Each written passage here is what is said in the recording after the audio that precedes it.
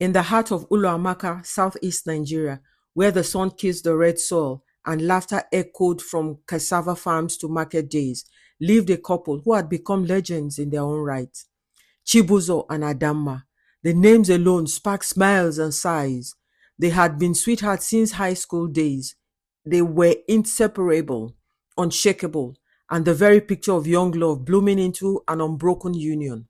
From the days of stolen glances during maths classes to moonlit walks down dusty township roads, their love grew strong.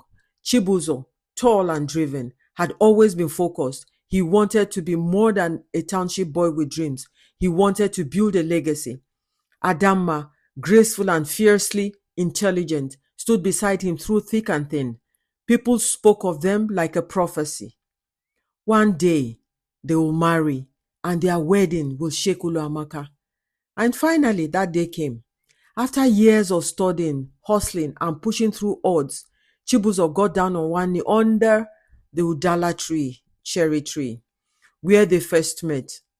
With tears in her eyes, Adamma said yes, and the whole community celebrated. It was a win for all of them. Proof that love, loyalty, and hard work could still mean something. A month later, on a breezy Thursday morning, Chibuzo suited up in his only navy blazer and headed out for a job interview with a reputable construction company in Enugu. It was the opportunity he had been praying for, the one that would set him up for a life beyond struggling. He left Adamma as she packed his breakfast, promising to call as soon as he got out. But the world outside had other plans for them. As Chibuzo stepped into the busy bus stop, he noticed something strange. People stared, not just casual glances. No, these were piercing, judgmental eyes. He heard murmurs ripple through the queue. Then he saw it. A weathered man sat with a tabloid spread open. There, printed in bold letters and smirked ink, was Chibuzo's face, which read, "Wanted, notorious kidnapper on the run."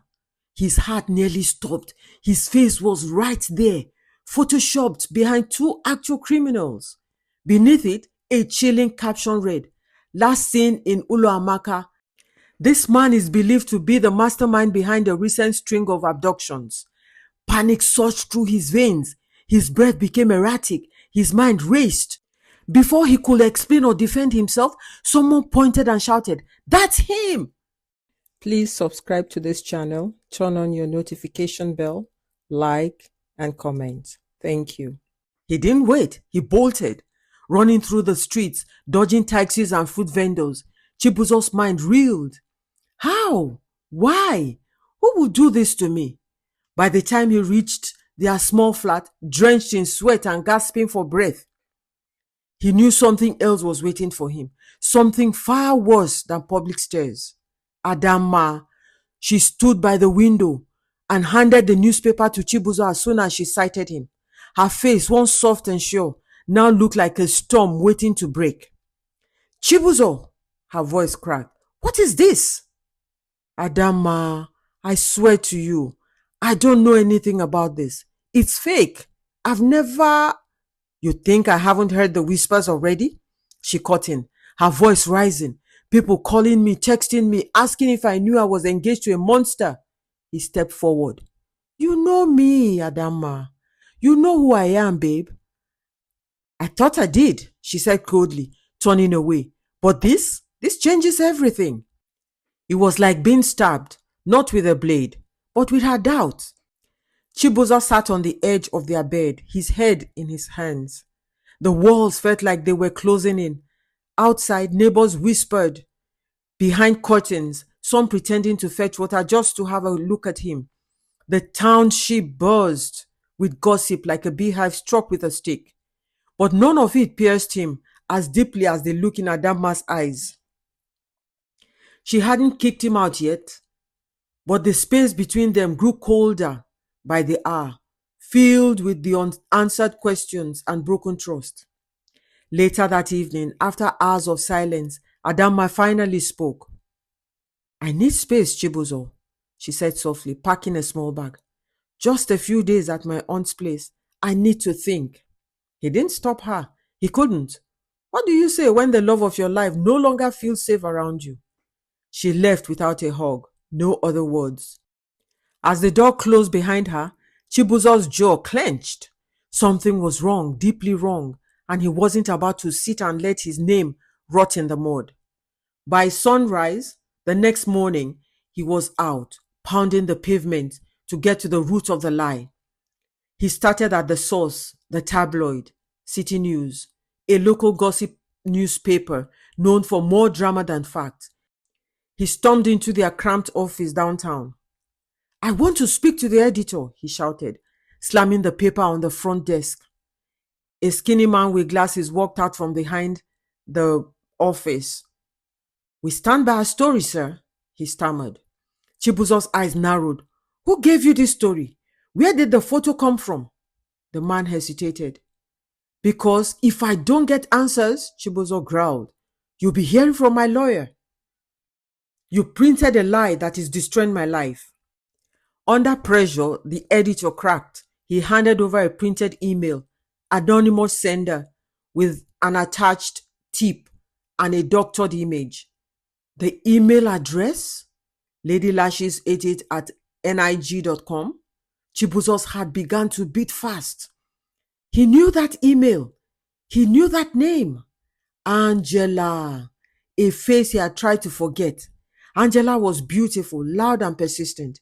A girl he met 2 years ago at a friend's birthday party. She had come on strong at him, complimenting him at first. He was polite. But when she started showing up uninvited, calling him at late night, he drew a hard line. "Please respect my relationship," he told her. "I love Adamma." Angela hadn't taken rejection well. She vanished, or so he thought. Now it all made sense. Fueled by her bruised pride and bitterness, she had crafted the perfect storm. A fake identity, a doctored photo, a lie dressed beautifully in truth. All to ruin him. And it was working. As he walked back home, anger burned through him. But anger wasn't enough. He needed proof. He needed to expose her before he lost everything, especially Adamma. Meanwhile, across town at her aunt's home, Adamma sat in the garden, fidgeting with her engagement ring and her phone. Her heart was a battlefield. Part of her still believed in the man who once walked her home every night, who cried when her mother died, who carried her dreams like they were his own. But the fear, the humiliation, it was louder. "You have to protect your heart," her aunt had said to her. "Men lie, you know. The truth always reveals itself in time." But what if all this is not true? Her phone buzzed. It was a voice note from her best friend, Njideka. "Girl, you won't believe what I found. Remember Angela from that birthday party years ago? I just saw her Instagram post. She posted a picture yesterday with the caption, 'I warned you not to play with me.' Nobody stomps Angela and gets away with it." And guess what? The picture is a blurred screenshot of Chibuzo on the newspaper page. Adamma's heart skipped a beat. Could it be? Back in Oluamaka, Chibuzo sat down at a friend's internet cafe, gathering all the evidence he could, screenshots, emails, messages Angela had sent him years ago. He pieced the puzzle together step by step.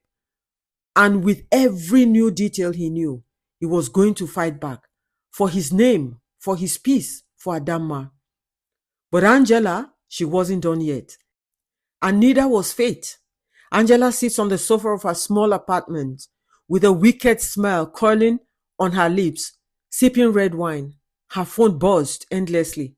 Whispers from old friends, nosy DMs, people tagging her in Chibuzo's tabloid scandal.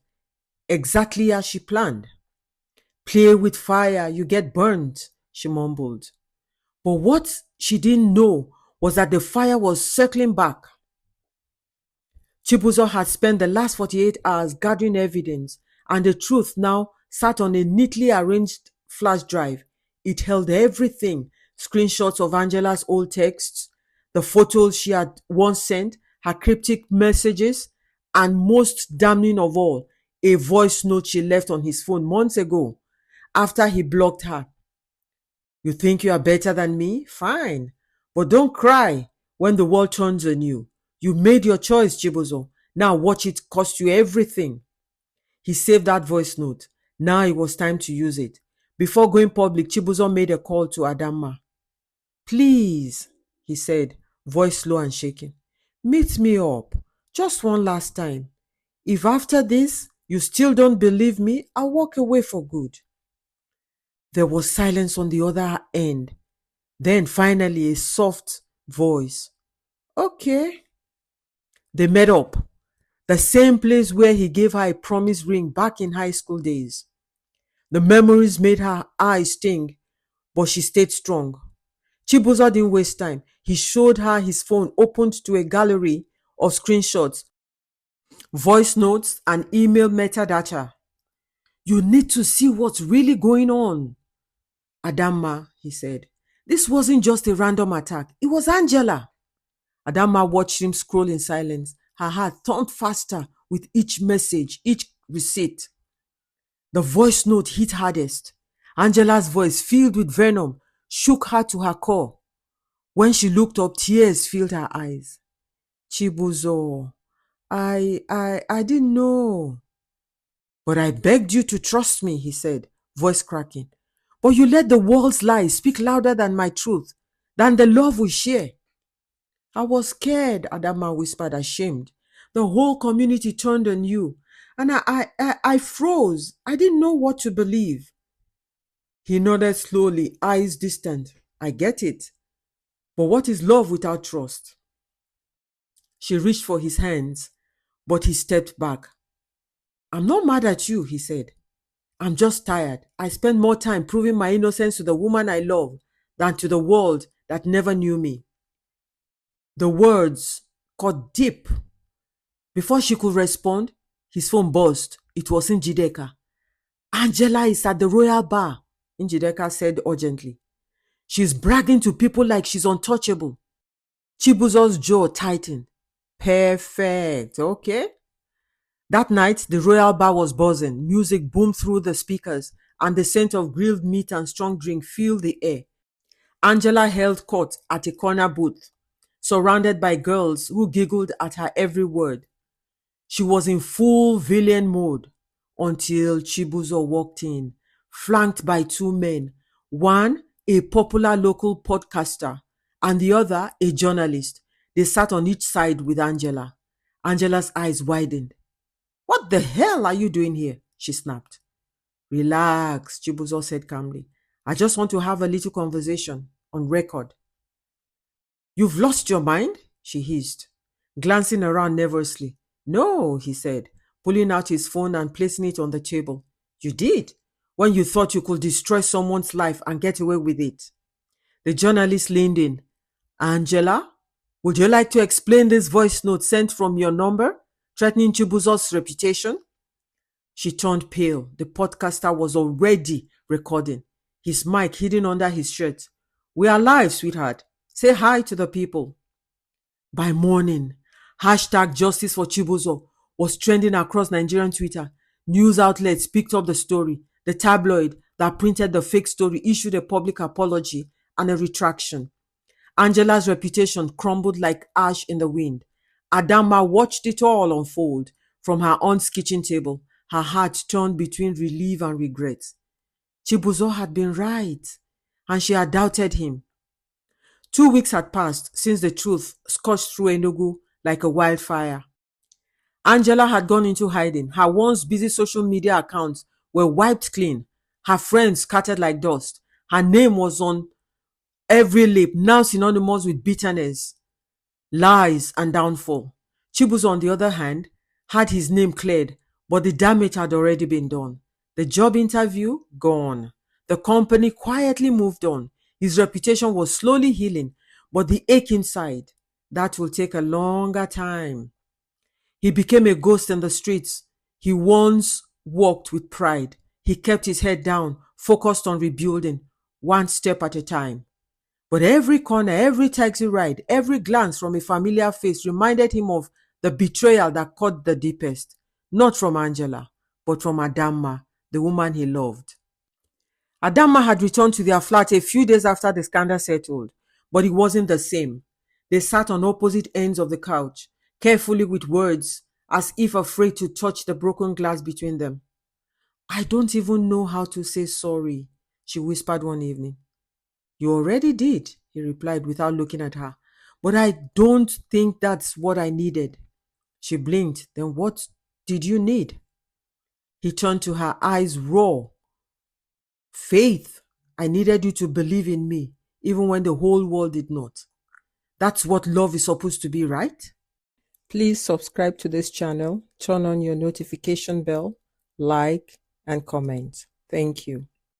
Adamma looked down, silent. Her heart broke all over again.